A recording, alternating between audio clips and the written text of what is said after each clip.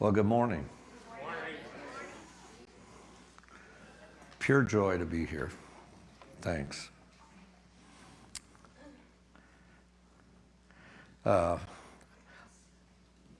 This is a talk I want to give that hopefully will foster some questions. So I'm planning on stopping. Can I use the word early? I don't know if I can use that being a church, but I'd like to stop early and have you ask some questions. So if I trigger something along the way, let's take it on. Maybe you have this experience somewhere in your life, and if I could open up the floor, I bet I would get lots of illustrations, but this is an illustration out of my life. Nancy and I were heading to an event one night. We were in a small apartment at the time on a college campus, and Nancy was, I think, in the bedroom, and I was in the bathroom, and they crossed through the only other room in the whole house, I think, and we met in the living room. And she looked at me, and I looked at her. It was fairly obvious we weren't going to the same place. Oh my gosh, so one of us had to make an adjustment, right? We had made an assumption. And I don't remember who was right or wrong. It doesn't matter at that point. What mattered was one of us either was not going or needed to change, right? So we made some adjustments at the moment. So I don't know if you've had that kind of experience ever. Or how about you had an expectation for something. Like, I don't know, going out to some place that's been recommended to you, and you go and you come back and you find yourself saying, well, that's not what I expected. I'm so disappointed. Okay, so expectations, I have a definition for them now. I think they're designed disappointments. Okay, so that's what an expectation is. I'm going to talk to you this morning about assumptions a little bit. So here's a couple examples. A mentor once told me, it's best to work like you're one strike from being fired, and your boss is debating whether to keep you around. So you ought to be on your toes, right? You ought to be paying attention. And then the guy that wrote this said, I could have learned this lesson in my first marriage. We both made assumptions about our status quo until things slid beyond repair. Accountability surrounds us, and that's a good thing. With my relationships and career, I try to continually remind myself, all of this could go away at any moment. Keeps me on my toes. Stops me from taking my time and for granted with older relatives. In other words, I'm not going to assume that you're going to be around. I'm not going to assume that I have the job tomorrow. I'm not going to make the assumption that it's always going to be out there. So in preparation for this, I kept running across example after example. So I'm going to read you one more. This lady says, sometimes I assume the worst about my husband without having all the details. Anybody in here ever crossed that line, She says it never ends well. I make up my mind as to why he's running late or why he forgot, and then I get mad without giving him a chance to explain. It's a huge flaw, I admit, but am I alone in this, she says? How many times do you choose to assume the worst, causing drama and making yourself look stupid? Well, making assumptions has a high probability of causing conflict. So we're going to study that just a little bit today. I'm going to argue that it probably always causes conflict. Anyway, unless you choose to assume the best. And I also have some things to say about that. I'm not sure choosing to assume the best is a whole lot healthier than assuming the worst. So just hold on to that for a minute. Anyway, usually if I don't make an assumption, I am more patient, thoughtful, and much more likely to extend grace. Being falsely accused stinks. Here's how I know. A guy in Walmart assumed I stole his cell phone. He checked out in the line ahead of me. He went out to his car, stormed back into the store a few minutes later, declaring someone had stolen his cell phone. He caused quite a scene by threatening to call the police if his phone didn't show up. The store manager tried to calm him down, encourage him to check his pockets and shopping cart to make sure he hadn't overlooked it. He refused and declared again loudly, while staring at me, that someone had stolen his phone. And he was calling the police.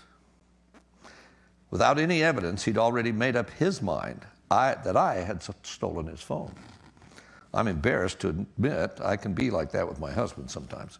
Well, anyway, I assume I know why he's late or why he's forgot, or without having so much as a single detail. I've already decided what happened or what he was thinking, and to act on it without even considering any other possible explanation. So I thought the guy in the Walmart had a lot of nerve, and he did. And she says, but so do I. The Walmart incidents should always prompt me to assume the best of my husband, and I should assume the best because he's a good guy who's normally considerate of my feelings and wants to make me happy. But it doesn't. Sometimes I'm like the guy in Walmart. I don't want to consider any other explanation because I've already made up my mind. The scenario does remind me that I get to choose my perspective on a situation. I can choose to assume the best, or I can choose to assume the worst and risk conflict. It turns out the guy's phone was in his shopping cart. In his hysteria, he'd overlooked it. If he'd assumed he'd misplaced it instead of someone stole it, he might have found it on his own, or he could have avoided upsetting everyone in the line and looking stupid. How many times in my single-mindedness do I assume the worst? The next time you're about to go down the road of assumption, slow down, consider other options, or wait for clarification. If I refuse to assume, I create the potential for harmony and avoid conflict.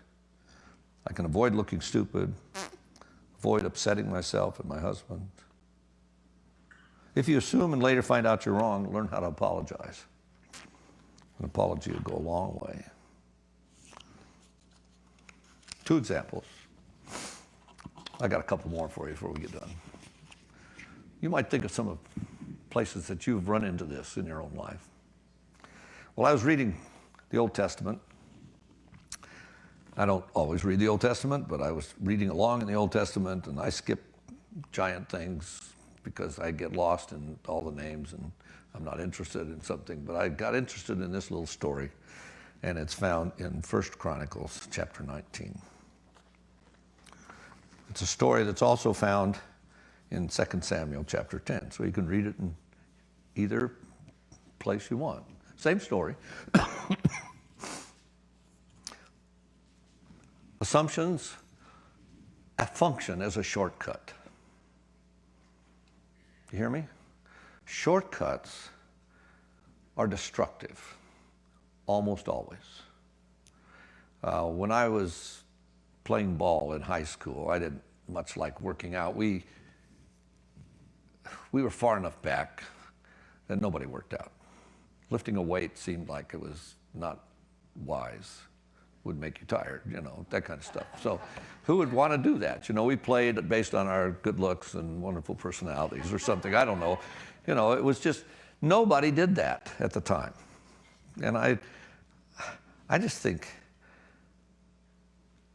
we had to do some exercises, and I remember cheating on push-ups. Who was I cheating? Well, myself first, and then the team eventually. But the point was, why would you cheat? If you're going to do this, do it or don't do it, right? So that's a shortcut. I thought I could take a shortcut and be as strong, but you can't. There's no shortcuts. You want to lose weight? I don't think there's shortcuts for it. You want to get in shape? I don't think there's shortcuts. So you want to get better at this? I don't think there's shortcuts. But we do that. In Colorado, they have switchbacks. That's where I live. Going up mountains. And in one place it said, don't cut across switchback. And then the next little tag, the next sign said, shortcuts cause erosion. I think that's true. I think it causes erosion in your soul when you shortcut. And I think an assumption is a shortcut. I'm going to try to make a case for it today. If you can do life this way, you can cram a whole lot more in. The The problem is, I don't think we're designed to go faster. No matter how much our devices give us adequate information and data and so on, what really is going on is we think we're going faster, but man hasn't changed a bit since the story you just read to us this morning out of creation. Since God created us, we still go at the same speed we've always gone. No matter how much stuff we have that tricks us into thinking that we're doing more than we can. All right? So maybe another thing to think about related to this is assumptions have something to do with how much talk there's been in the last couple of years about false news, disinformation. So much so, I'm a skeptic by nature. I find myself not trusting any source. I am really hard-pressed to find some news source that I think, oh yeah, that can be trusted, or oh yeah, that resonates fully, or that, I can lean on that, or I can anchor my thoughts in that. I'm fighting all the time because I read one article, and then I read another article, and then I read another one, and they're all talking about the same event even, and the conclusions are radically different, and the way the logic is formed even in the article is different, and you land in a different place, and you think, so which one's right?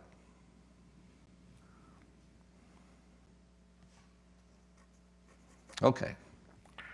So this is a cautionary tale. It's just a little short tale about David. But if you tend to jump to conclusions, this can be a problem.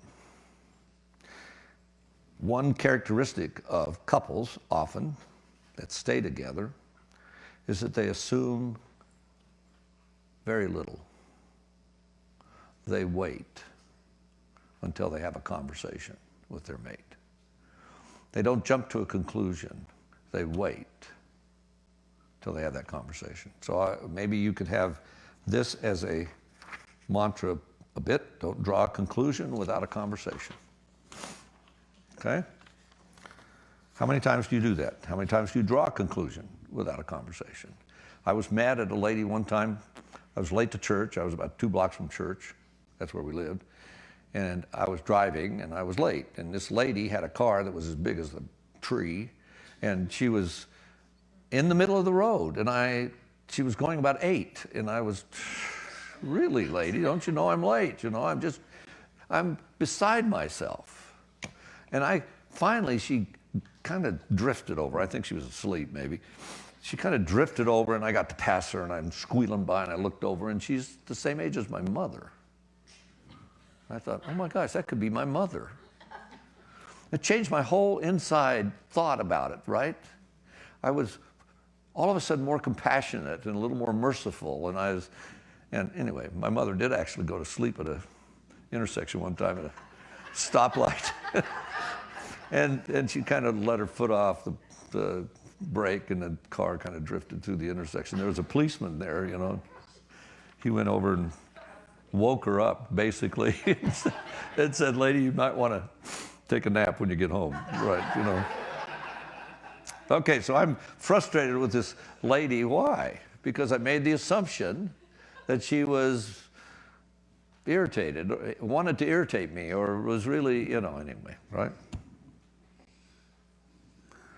People do things for a reason. Without a conversation, you're not even going to get close to that reason. You're just going to guess. Be careful. Well, here's the story. Though we live in a disappointing, frustrating world, it's important that we learn how to not jump to conclusions, especially in our strongest relationships. And I'm going to tell you that the closer you get to somebody, the harder it is to hold on to this in some way. All right, 1 Chronicles 19. I'm going to read it in a little different passage form than this one, but King David wants to console the son of a king who had died. The king had died, so he wants to be kind to this son. And it says, sometime after this, the king of the Ammonites died, and Hanun, the son, succeeded him as king, and David said, I'd like to show some kindness to Hanun, the son of Nahash. Treat him as well and as kindly as his father has treated me. So David sent Hanun condolences regarding his father. And that's in 1 Chronicles 19, verses 1 and 2. Sounds good so far, right? It's a sweet intention on David's part. I want to tell you I'm really sorry that this has happened to you. I understand that, and I'm really grateful for your fathers. It's like sending a living postcard or a living card to somebody, right? But the son, Hanun, is coerced into thinking negative things about David's words. Verses 3 and 4. But when David's servants got to the land of the Ammonites, the Ammonite leaders warned Hanun, their head delegate, do you for a minute suppose that David is honoring your father by sending you comforters? Not at all. Do you think it's because he wants, don't you think it's because he wants to snoop around the city and size it up that David has sent these emissaries? He wants to spy on you. So Hanun seized David's men, shaved off half their beards, cut off their robes halfway up their butt, and sent them packing. Is that a good visual? Happy Sunday morning for you, right? Guy's got half his head shaved, you know, butt's hanging out, and he's going home shamed. I don't know whether it was summer or winter there, but I have those thoughts. Hanun listened to overly skeptical leaders. So I just stop here for a second. Who do you listen to?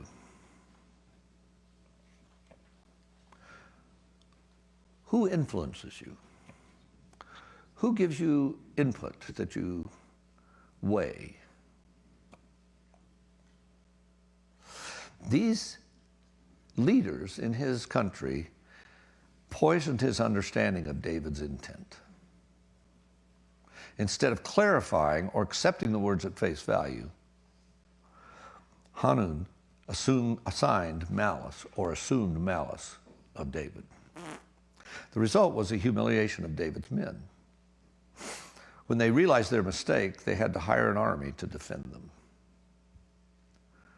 So they made a mistake because of the assumption. Now look at what happens. I would argue that maybe all wars are promulgated by assumptions. Because what? We have drawn a conclusion without a what? A conversation. If you wait to have the conversation face to face, you're going to have a different conversation than if you have it in a text, or if you have it in an email, or if you have it in any other form. Face to face is really a different ballgame, right?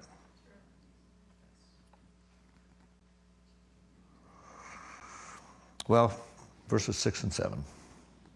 When the sons of Ammon saw that as far as David was concerned, they stunk to high heaven, or they were odious, it says here. Excuse me. They hired Aramean soldiers from Beth Rehob and Zobah, 20,000 infantry, and 1,000 men from the king of Makkah, and 12,000 men from Tob.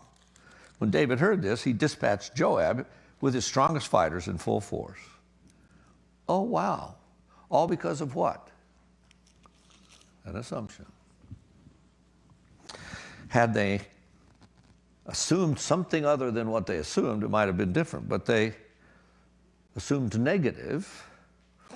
They didn't wait. None of it would have been necessary. So I can give you a gift this morning. It's just a little gift. I could spend a long time talking about it, but it's learning and memorizing and keeping in front of you the two words, intent and impact. It tells you David's intent in this story. David's intent was to console the king's son because his father had died. The twisted view of his intent was that he wanted really underneath that to get into the city and spy on it in order to get an upper hand or have some leverage or some other kind of thing. Now they're at odds based on guessing intent. The hardest thing in our marriage has been separating these two storylines, intent from impact. A lot of times, I want to do a loving thing to my wife. I like my wife. I've enjoyed her since I met her. In fact, we've had an occasion to tell part of that story the other day, you know, how we met a bazillion years ago, 60-some years ago. And you just go, wow, where does that time go, you know? And yet, I have a good intent most of the time from my point of view, but on the receiving end, it doesn't always land that way. The impact it has is often not so sweet. And so Nancy now is nice to me. Thank you, babe. She says, hey, Hud, that didn't feel very loving. She's not accusing me. She's not attacking my intent. She's not saying, you didn't love me. She's saying, my receipt of whatever you just did didn't feel very loving. That wasn't received on my end as considerate. Were you trying to be considerate? She can check out the intent without the accusation, right? And she doesn't have to make an assumption. I love her 90-some% of the time. I do. And I don't want to hear how little the percentage is on her side. But my point is, geez, will you leave me out? Be nice now. You know, I just think, the more I think about this, the more real it becomes and the bigger a deal it becomes. And all of a sudden, I wrote down this in my notes, and I said this, that an assumption almost always is a non-relational act. It's a way to avoid confrontation. Almost always a non-relational act. In other words, if you want to get closer to that person, make an assumption. No. If you want to get closer to that person, refuse to make an assumption. You can't avoid having a confrontation. You can't avoid having a conversation and get closer. You can't do that. And I thought, wrongly, at some time in my life, that the older we got and the longer we did this dance together, 62 years now, 57 of them married, that the longer we did this dance together, the more we could assume we knew the other person. I'm still spectacularly amazed and surprised by who I'm married to. She comes up with new stuff all the time. I'm going, where did that come from? You know, who are you, lady? You know, stop it, maybe. But no, it doesn't work. All right, so Joab, the story is pretty fascinating just in terms of how they fought the battle. Joab and I think Abishag, or whatever his name is, they fought on David's side and they won. And then there's this crazy little piece at the very end of this chapter. It's in verse 19. It said, so when the servants of Hadazezer, or whatever his name is, saw that they were defeated by Israel, they made peace with David and became his slaves. So I wonder if maybe the conclusion of using assumptions makes us a slave to something else. Makes us a slave to what we've made the assumption about. That's a little hard concept to grab a hold of. So let me tell you a story about some friends of mine that have been working in South Sudan. South Sudan has the Dinka tribe as part of their configuration, and the Dinkas are like 7 feet tall. A bunch of them, not just one or two, but a whole group of them. And they are tall people. And so in some kind of conversation, it came up that they could use basketballs. I don't understand why they would want basketballs or be interested in a game like that, all being 7 foot tall. Seems like a silly game at that point. But they asked for a bunch of basketballs. So these guys were traveling over there. Now that's during COVID. They're traveling here recently, and it's pretty arduous task to get through all the stuff you have to get through to travel internationally, et cetera.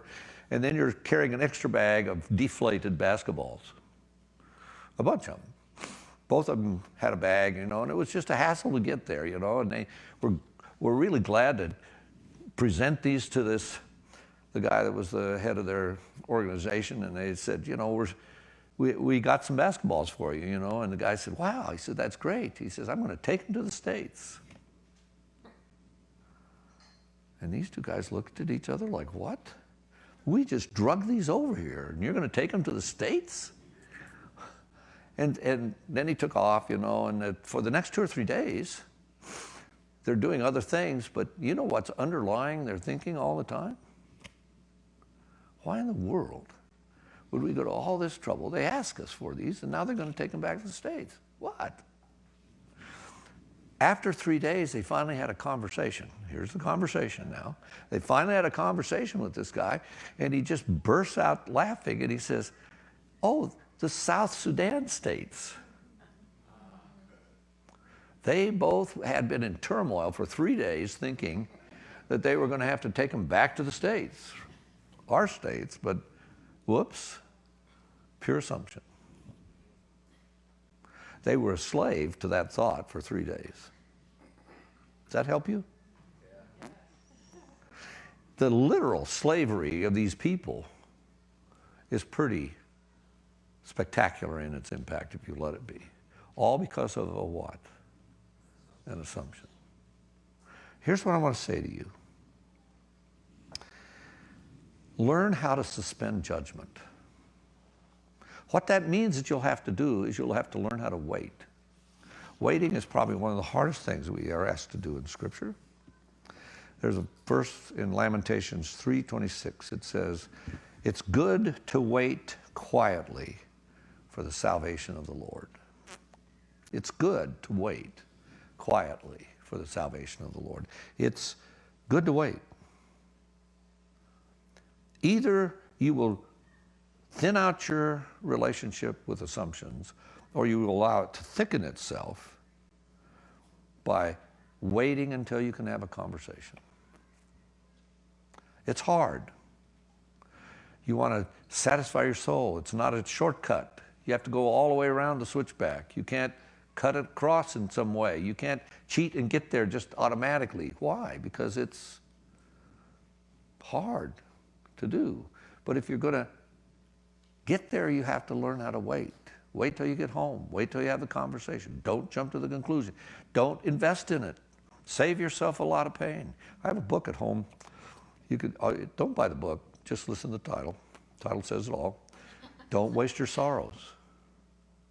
Think of how many times we waste our sorrows on something that we find out later that it was just totally wasted. It was totally worthless because the truth was something quite different than we were thinking, or quite different than we expected. One more thing I want to go back to.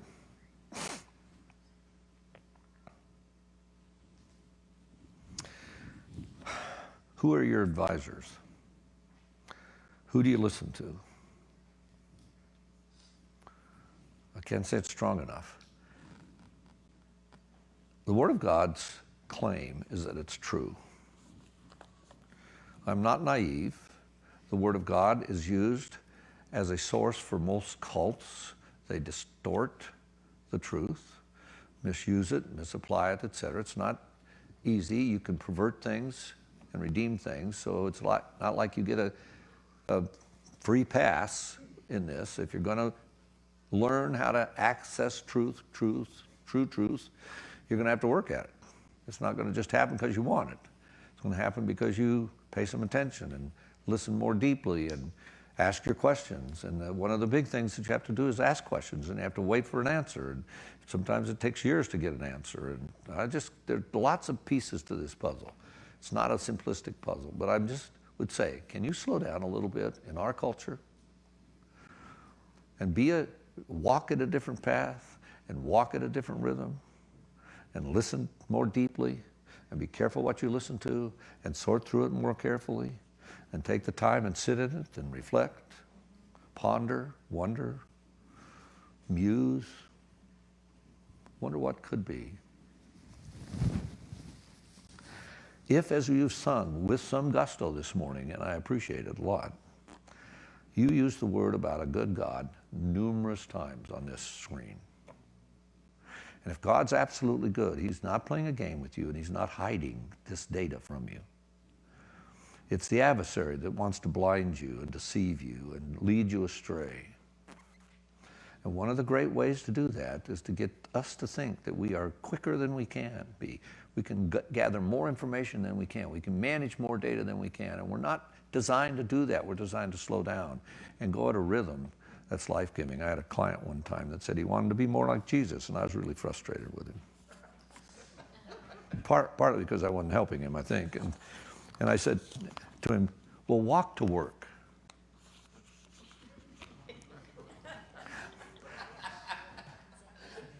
It was my best effort for the day, you know.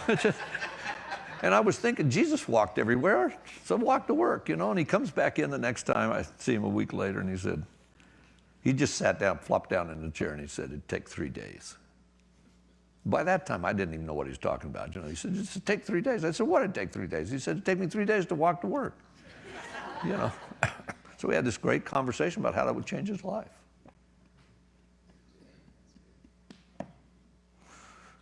Questions? Any questions about this? Does that trigger anything in you? Something I could clarify or maybe make more obtuse? I have a question. Yes, ma'am. When one is accused of something because they assumed, how do you avoid a blow-up? Yes, thank you. Well, it goes both ways, right? So one of the things that I think would be beneficial to all of us is to learn how to put your hands down, physically, literally, put your hands down, and roll your shoulders back. Put your head up. It changes the way your brain functions. Because when you're in this posture and your head's down, that's a fighting, defensive posture. So brain functioning affects us. And I think a lot of times when somebody accuses us falsely, we get defensive. And one of the things we can do is to learn to identify defensiveness, which is part of this. The advisors to Hanun were defensive. And that's the only thing they had on the table. They didn't give him alternatives. It could be that David really wanted to do a nice thing, or it could be that he wants to spy on us. How are we going to check that out? That would be a different conversation, but it wasn't. It was a defensive one, and look at what happened. They got into a war, didn't they? So you can literally, physically put your hands down, and it'll change the way you have a conversation. It'll change the way you think about something, and you don't have access to the negative as strongly. We're negative-generated people normally because of the way our brain works now. We know that. So this is just a little thing you can do. The other thing is, change the way you think within 6 minutes. Because if you hold on to a negative thought or a negative feeling for 6 minutes or more, you will release cortisol in your system. Cortisol works against your immune system, just like adrenaline does, and shuts it down. And that cortisol will stay in your system for 24 hours. And it's a stress hormone, so it fouls you up big time. So it doesn't mean you can't be angry or hurt or sad or negative. It just means you don't stay there. You find a way to sit that on the shelf and say, I've got to get back to that. Or write it down and say, I'll call this person or whatever. And then you readjust your perception to access the joy we sang about this morning as well. That's why we sing these songs. You know, and the last one was about, over and over again, you sang about, send me, send me, send me, right? And Jesus is with you all the time. So, and the Spirit is in you. And so I think you've got some assets if you'll listen to them. But I don't think you can hear them if you're so busy defending yourself and making sure that you're right. Listen. Don't draw a conclusion unless you have a conversation. It means that you have to wait until you get that person on the phone. And you know, we have a generation that doesn't answer the phone anymore, so. And I'm one of them, sorry, so don't accuse me. Okay, somebody else have a question? Way back here. What about the dangers of assuming the best? You said you were going to talk about that. Thank you. Okay, so optimism and pessimism make the same mistake in opposite directions. They distort reality. And I've spent my whole life fussing with this because I feel like a bad guy when I say this, you know, assume good intent or give positive regard or, you know, all this kind of stuff. And I think I want to, but it's a distortion. If you just wait, you'll have an accurate view. You won't have a distorted one that you've got to unbundle and disassemble in some way. So one of the problems with people that are hyper positive is they distort reality. And that's no more healthy than the people that are hyper negative. And I just happen to be in the negative camp, so sorry. You know, but I know it, and I don't, so I'm learning now, in this time in my life, I'm learning better to wait, essentially. So that's what suspending judgment is. It means that I wait until I get enough data to push it into one category or another. And if it takes a long time, it takes a long time. I'd say sometimes you have to wait 20 years or 30 years for an answer to some of that stuff.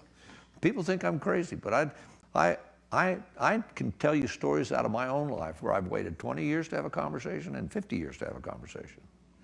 But the conversation would not have happened if I'd have pushed it earlier.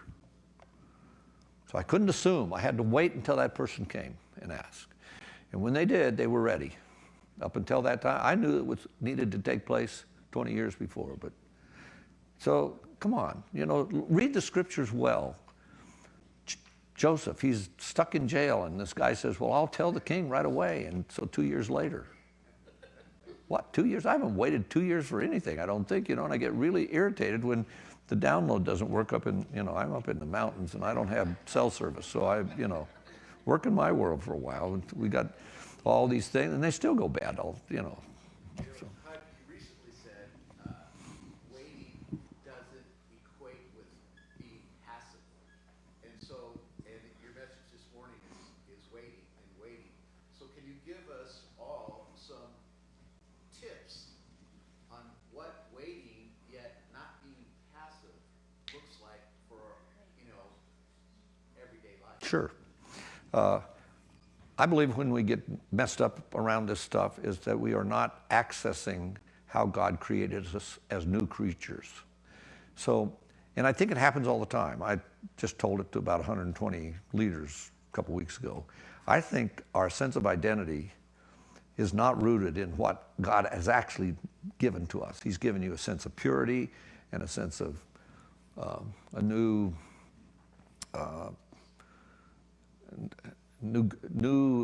heart, if you will, what's the word I want? He's given you new desires. So we don't operate out of those. And I would say when you need to wait, you need to tap into the best in you. And the best in you is what God's already given to you. You don't have to go find it. I used to think that I had to convince people that they wanted to follow Jesus or that they wanted to do the best thing or they wanted to do God's will. And I don't think that's the case anymore. I think you want to do God's will, now you just have to find it. It's already in you. And that's a shift.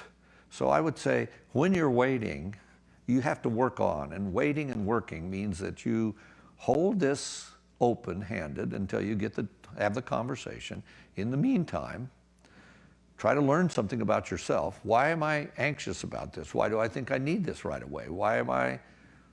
Ask some of those kind of questions that are character questions and developing questions for your own soul. So you can access what God has already given you. We want to honor God. One of the lines in one of the songs this morning was about bringing him glory. And it would just be a good conversation to have as a group. You know, what does it mean to give God glory? It always seemed a little selfish to me, you know, when I was a kid. And so I wanted to work on thinking about that. Because when you bring him glory, you access joy, and you're going to work more fully out of who he made you to be. So instead of being frustrated in those places, step back and say, what's generating the frustration? Well, I'm pretty much sure it's not who he made you to be. It's something else. So I just say begin to tap into a better knowledge of who you are, because that's the only thing you have to give to somebody else. It's the only thing you have to live out of in your whole life. It sounds selfish, but it's necessarily first. And I think so often we're frustrated with other people's behavior instead of taking harder and harder looks at our own and shoveling off the stuff that's outworn. So, yes, ma'am. Somebody over here, yeah.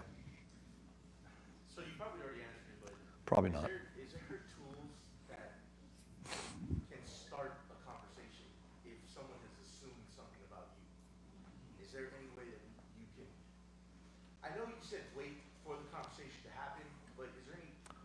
What if you can? Well, that's a good question. I'll give you an example. I know a couple who were playing tennis. They're both counselors. She just got her doctorate, and they were playing doubles, and the guy kind of shot a zinger at her for something. I mean, I don't know what he said. I'm not even going to try. But it stung her, right? And she had a choice to either bite back, assumption, or, like she knew his intent, or hold it. So she suspended judgment until she got in the car. Then she threw him out of the car and drove over him 3 times. I don't know, No, that wasn't right. Let's see. So she said, hey, can I ask you a question about something I heard you say on the court? And he said, of course. And she said, well, this is what I heard you say. I'm trying to understand it. So what's she doing? She's initiating, and she's opening up the conversation. And he said, oh my gosh, I did say that. And she said, well, could you help me understand why? Now, notice, not at this point, she's not said anything about how it's impacting her. She's just simply asking some questions about his intent. And he said, I don't know. He said, it's right, that's not a good thing. I shouldn't have said it, but I don't know. He said, let me think about it. And let's talk about it tomorrow. So the next day, he brought it back up, and he said, this is all I can figure is I'm afraid. And she said, afraid? And he said, yeah, I'm afraid you're going to leave me. And she said, leave you? And he said, yeah, you got your doctorate. Now, maybe that's a stupid reason, but it was a real reason for him. Does that make sense? And I think all she was doing was making an appeal. Help me with this. And then he got a chance to what? Unbundle it in his own soul without the conflict, without having to hire the mercenaries from the cities around, without having to I've got a couple right now, they both hired lawyers. I can hardly talk to them because the legal system won't let them say anything. It's just nuts. So, my deal, great question, and I think I would just, if I can encourage you, I'd say stop the assumptions and then wait until you can have that conversation. And maybe it's over, maybe you have to go out to McDonald's and sit and have coffee or something, I don't know. I don't drink coffee at McDonald's anyway, but do they have coffee? Yes. Okay, well, if they do, okay. But my point is, yeah. I asked, see? I had a conversation just. But this is the stuff that makes this nitty gritty. And this little crazy story caught me because I think we do it all the time. And it's so devastating to community, and it's devastating to our souls, and it hurts people, and it's not necessary. Yeah. This question. He's no longer my husband, but for the many years, 33 years that we were married, he would get upset because I gave tidings. And he was a believer, and I said, what's the problem with that? He says, you do it selfishly. So I asked, why? He says, because you don't do it because you love God. You do it because it makes you feel good. I'm okay with that. But my question is this. I really suffered over that. And I'm like, am I? I am. It makes me not only there, but the blankets that are quilted and blah, blah, blah. So am I a completely useless, only selfish person? Because I really feel that way. Because when I do things, the song, send me, I go. And I do, and it feels terrific. So am I wrong or right or what? Good, I get to be Judge Judy. Thank you so much. I've waited for this for years, you know. Okay, Larry, I'm done. Judge Huddy, yeah. I don't think it's a matter of being right or wrong. I think it's just, can you stand exposed, naked, if I could say it that way, before the maker, your maker? Because how you make the decision is what matters scripturally, not the decisions you make. It's that you make them in front of the holy, not in front of the results. Does that make sense? I think so, thank you. I saw it kind of like the egg and the rooster. I found out they don't have eggs. But the chicken, you know, you give because you're told to. I was taught that. Well, we got a lot of little kids. So the fact that I feel good about it, you know, it never occurred to me I do it just because I feel good. I believe that God is pleased by the one thing that I might be obedient with, you know.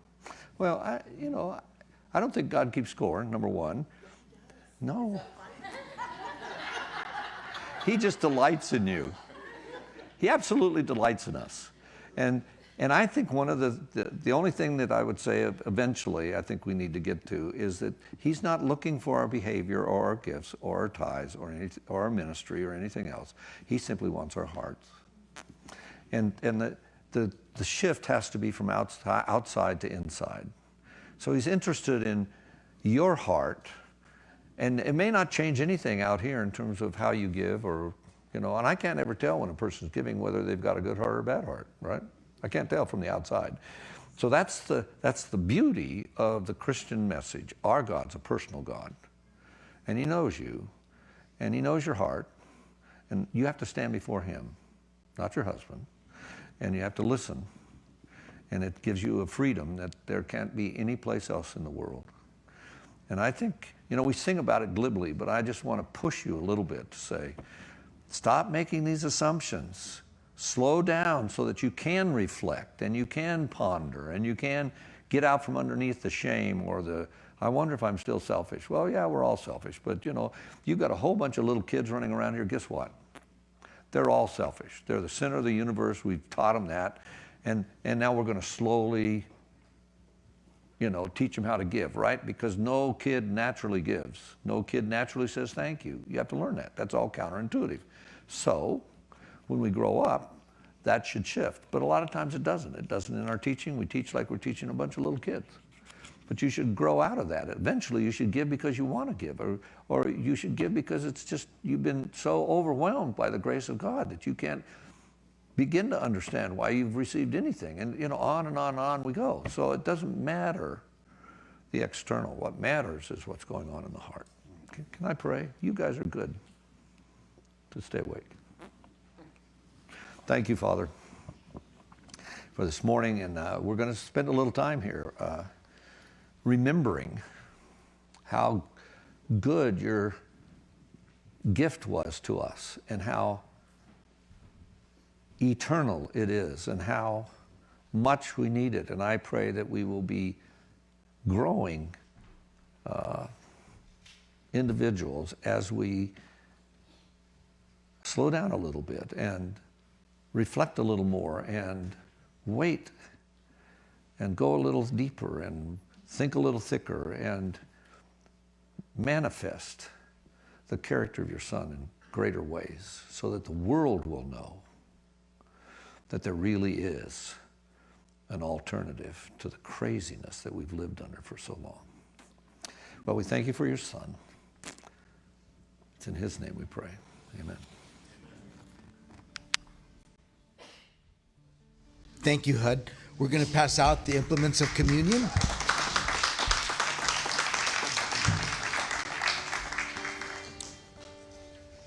You know, I graduated from Christian Associates Seminary, a graduate school, some 42 years ago. And Hud was my favorite teacher then. And that's Hud McWilliams. For those of you who may not have met him, he's been a dear friend, he and Nancy, for years, and a friend of this church for years. But some of you over the last couple of years are new to this body, and I want you to know who they are. And they're our dear friends and brothers and sisters in Christ, and I'm taught here over the years and will continue to teach as long as God gives them health to do so. But anyway, love you, Hud. Thanks.